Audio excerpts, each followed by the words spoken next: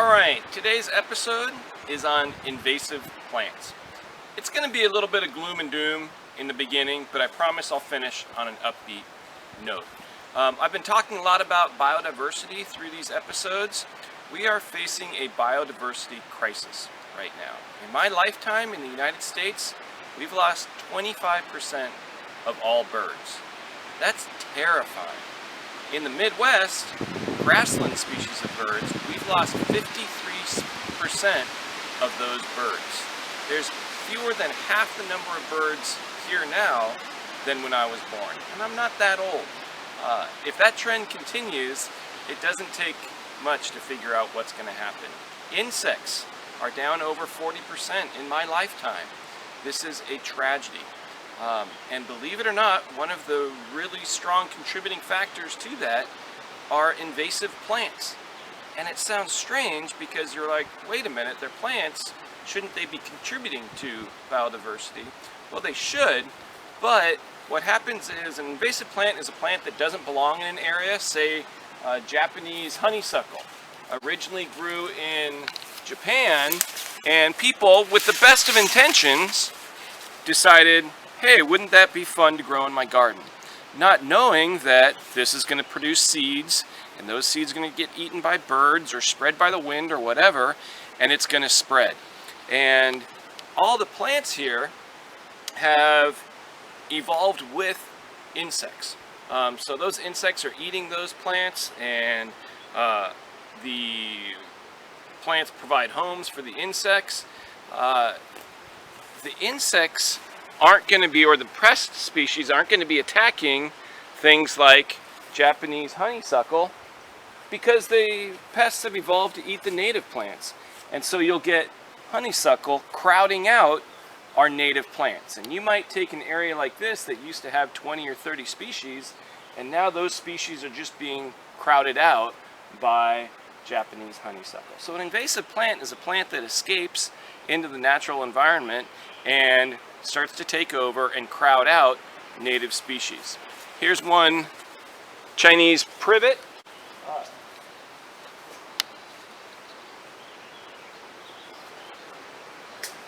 It looks beautiful, it smells nice, and when it blooms, so people plant it.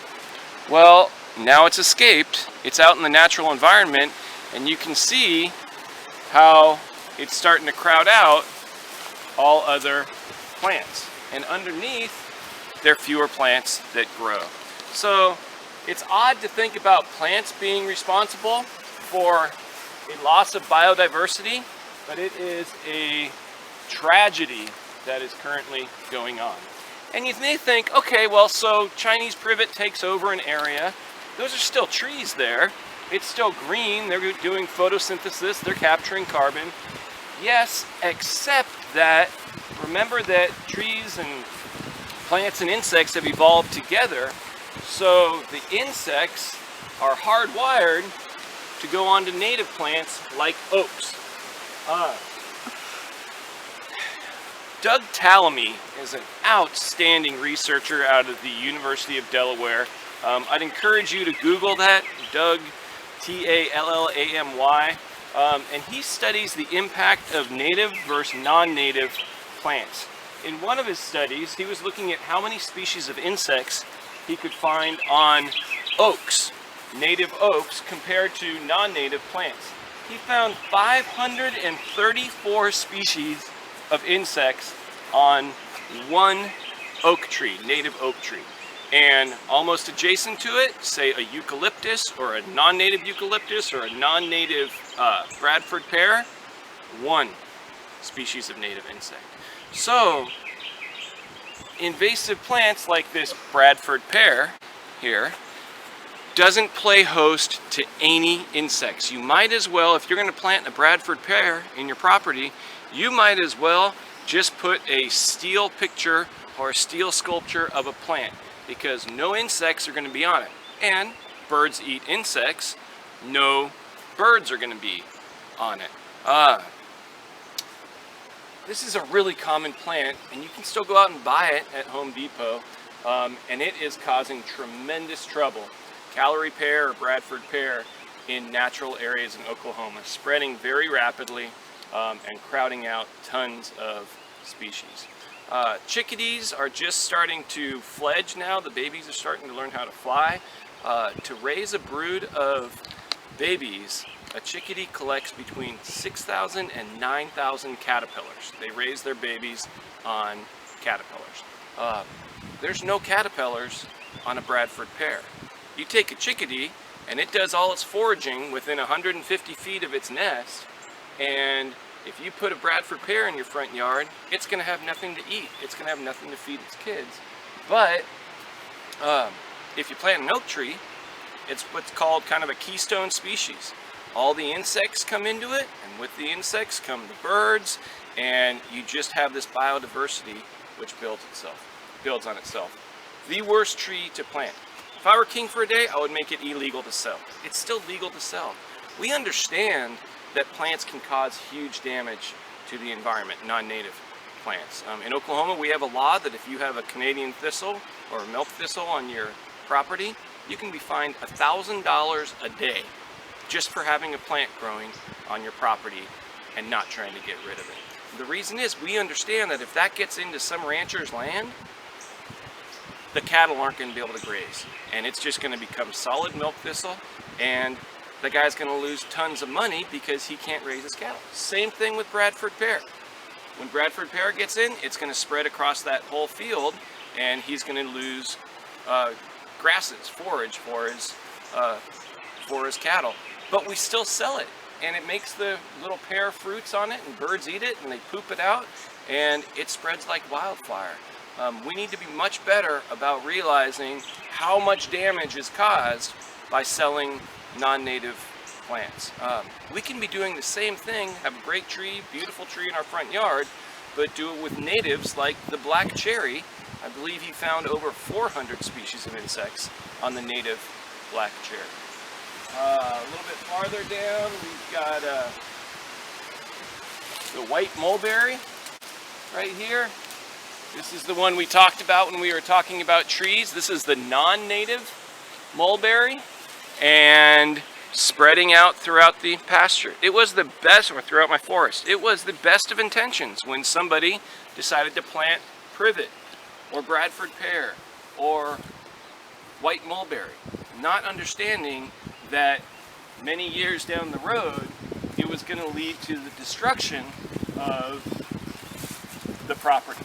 I don't know whether these plants came in from somebody who planted them here or came in from miles away. There right here is your winter creeper, non-native, euonymus. Somebody liked it because it stays green through the winter time, and you can see how it's starting to take over. You can see it climbing up that elm right there. Pretty soon it's going to get all the way up and start killing that elm. Leah, you gonna be okay coming across? So with a little bit of education, when you're purchasing trees, you can make an enormous amount of difference by selecting native plants to grow. And here we are across the creek where no one's ever planted anything, and there's never been a garden back here, but because this stuff spreads, this has become an entirely alien flora, meaning it doesn't belong here. Got my Japanese honeysuckle, liriope, which is an ornamental lily or grass that people grow, winter creeper,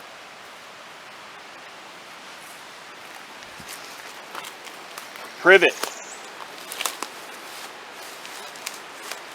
multiflora rose.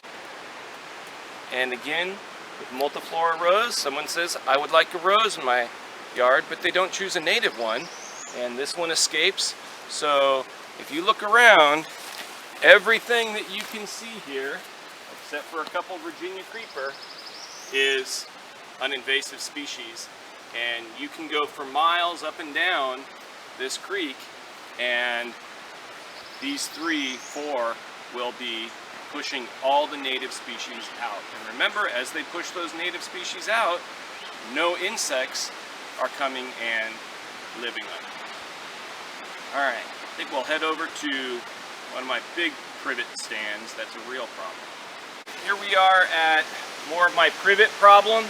You can see how thick this gets, and all of a sudden there's no native trees and no native shrubs in there.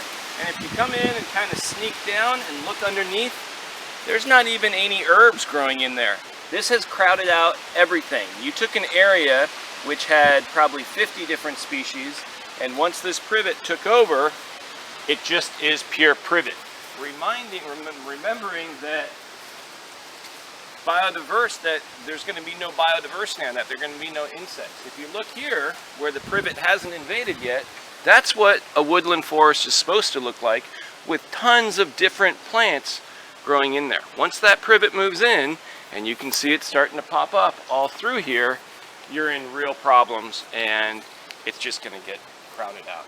All right, let's head over and talk a little bit about grassland. We've been talking about trees, invasive trees, and you may ask, why don't I just cut them out? It would be a full-time job.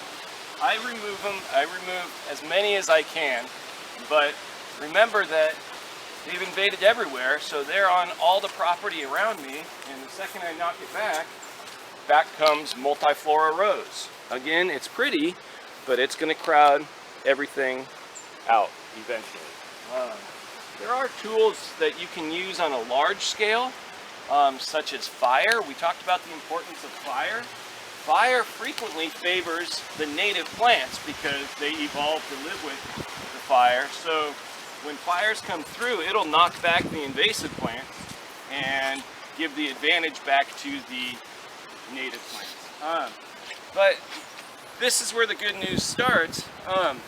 In your backyard, or where you ultimately live, it'll be a small area, and you can actively remove the invasive plants just manually pulling them up. Here's a good example of an attempt at restoring a native prairie. Curly dock, an invasive plant, came in, so I'm going to have to mow this over and start again and try to get that established. One thing we haven't talked about is lawns. Over 90% of people's yards in the United States are lawns. Lawns hold no biodiversity. So what I've done is I've taken what used to be lawn and started to restore it back into native prairie. And each different patch has different things in there. A lot of milkweed for the monarchs, and maybe 50 other species of plants. So this operates on a number of levels. It creates biodiversity, creates habitat for native pollinators, for insects, for birds. Birds will nest in there. Here's another one that is a shorter grass prairie that I'm working on restoring. There's no reason that you have to mow your whole yard. You can let a little bit of it grow up as natives. The other thing you can do to help is just to mow higher. Set your mower deck to 3 inches, and that's going to allow your roots to grow down a little bit more, a little bit of biodiversity to creep into there.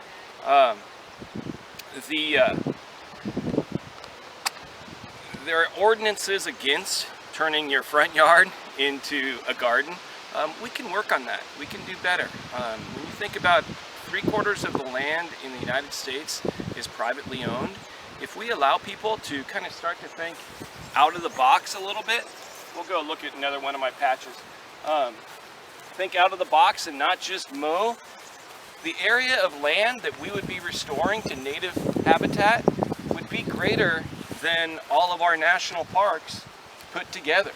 And that biodiversity would come back, the insects would start to come back, the birds would start to come back. And this isn't a insurmountable problem. It's just we need to start thinking away from the lawn, or even when we think about lawns, to think about them a little differently. Remember my lawn from March that looked like a big weed patch with tons of pollinators, but now once you mow it, you end up with a lawn that you can go play bocce ball on, or lay a towel down, and enjoy. So the good news is that there are things you can do around your house, or your home or your neighborhood to help solve this biodiversity loss program. You can reduce lawn space, you can plant natives, you can remove the invasive species, you can plant pollinator plants, little things like setting your outdoor lights to be on a timer so they only come, on a motion detector so they only come on when needed. That will help with the moth population. We're losing a lot of nighttime moths. So there's a lot of small things that you can do that make a big difference. And particularly in the springtime when we have migrating birds coming through and they need that food right when they get here. So be optimistic. We were facing a waterfowl crisis, a severe waterfowl crisis. Their numbers were tanking 50 years ago, and we've turned a corner, and they're actually coming back up. So these problems are solvable, but not continuing on the exact path that we are right now, that we're on right now. So educate yourself about native versus non-native, and start to remove those non-native trees from your home habitat. Start planting natives, and I guarantee you, you will be as enchanted with the outcome as I am, as I've got barred owls moved in, and pileated woodpeckers, and a bobcat that lives on the property, and 55 species of birds that I've seen in the last 6 weeks that I've been here. So keep in mind that optimism is the best medicine, and start to make little changes.